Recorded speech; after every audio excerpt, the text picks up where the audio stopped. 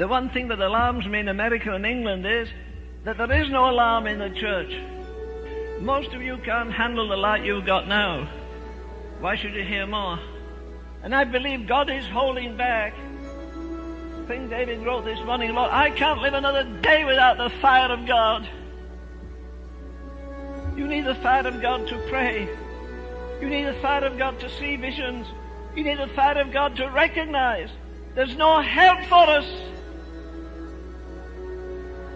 I don't want to cry as I've done so long. Like David in Psalm 80, oh, thou that dwellest between the cherubims, Lord, don't stay there. Come down here. We need God here.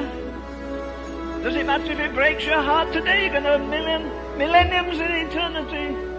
There'll be no sorrow there. You can't patch up your prayer life when you get to the judgment seat. You can't sacrifice when you get to the judgment seat. You can't weep when you get to the judgment seat. It's all between here and there. This period we're in now is a dressing room for eternity. That's all it is. You need God this morning. Some of you have disobeyed God all the week, and this is the day, the valley of decision. You'll go back more after today than ever you've done in your life unless you obey God. As I said to you more than once, I'm troubled every morning I wake up for this simple reason. I live in a world that has lost its way, and a church that has lost its voice. That voice has to come. You think the devil isn't a clever guy? How he tricks people, he never shows them the end. He just showed them the beginning. God's going to give us a new breed of men. And every time in that prayer meeting I would say this, Lord, at the judgment seat, don't stand there in your majesty and read the record of my poor life and say, son, I'd many things to tell you, but you couldn't bear them. You were too occupied. Your ears were catching other voices, but not mine. That's why that damnable TV has to get out of the way. You're hearing more about men than you hear about God. You're getting more vision that's television than you are about the vision of the Almighty God. That's all got to change. I believe many of you are going to a new lease of life from this meeting.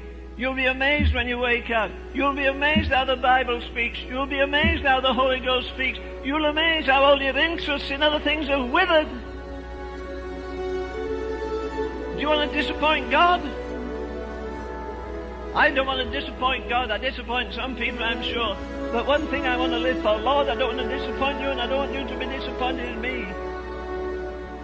Let me say this morning again. Listen, you are just as spiritual as you want to be. A man who is intimate with God will never be intimidated by men. That's revival. When you can't sit through the meeting, you feel you've got a burning cancer. If I don't get to the cross now, I may die before the meeting's over.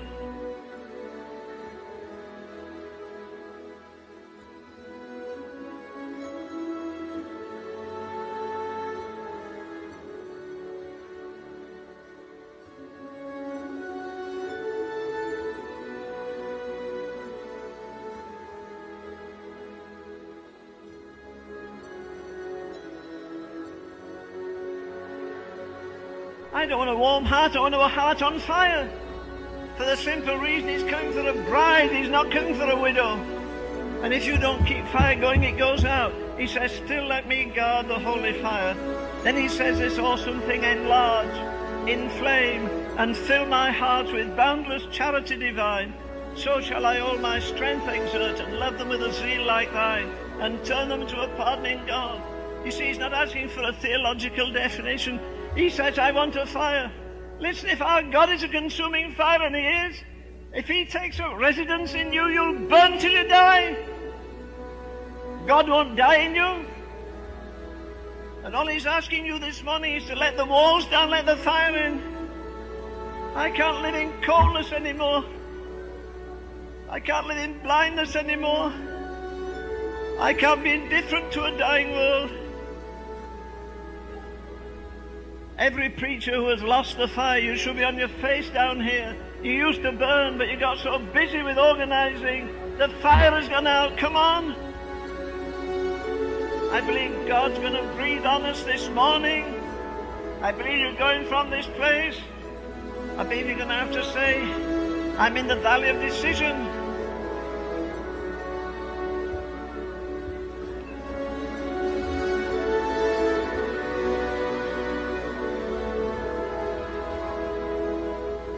Say, God, consume in me everything that's un-Christ-like. Consume in me everything which hinders. God is brooding over us. Don't insult the Holy Ghost.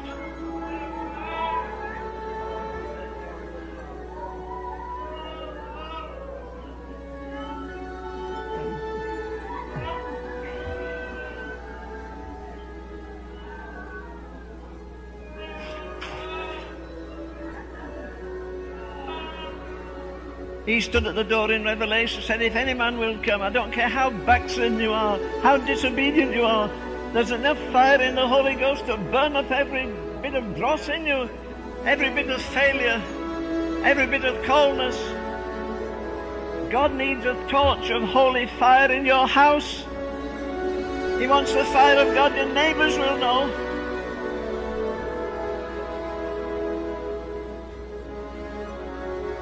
I'm sick of theology and words.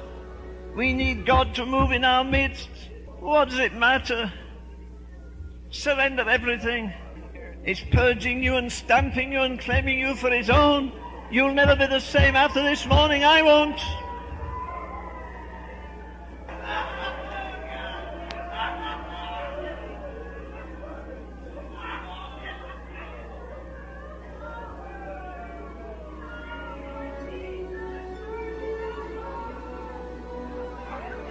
Then, Lord, take us out and give us a vision of a lost world.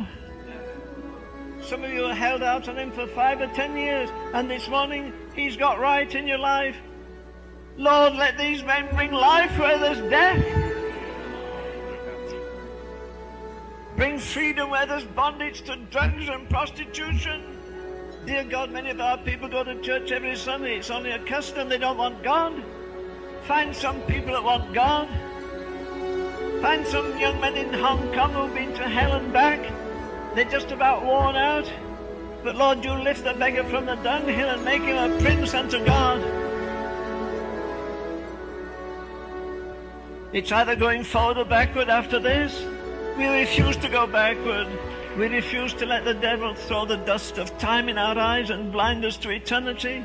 You can't patch up your prayer life when you get to the judgment seat. If I don't get to the cross now, I may die before the meeting's over. This period we're in now is a dressing room for eternity. That's all it is. You want to disappoint God? Don't insult the Holy Ghost. I can't live in coldness anymore. I can't live in blindness anymore. I can't be indifferent to a dying world. You used to burn, but you got so busy with organizing. The fire has gone out. Come on. I believe you're going to have to say, I'm in the valley of decision.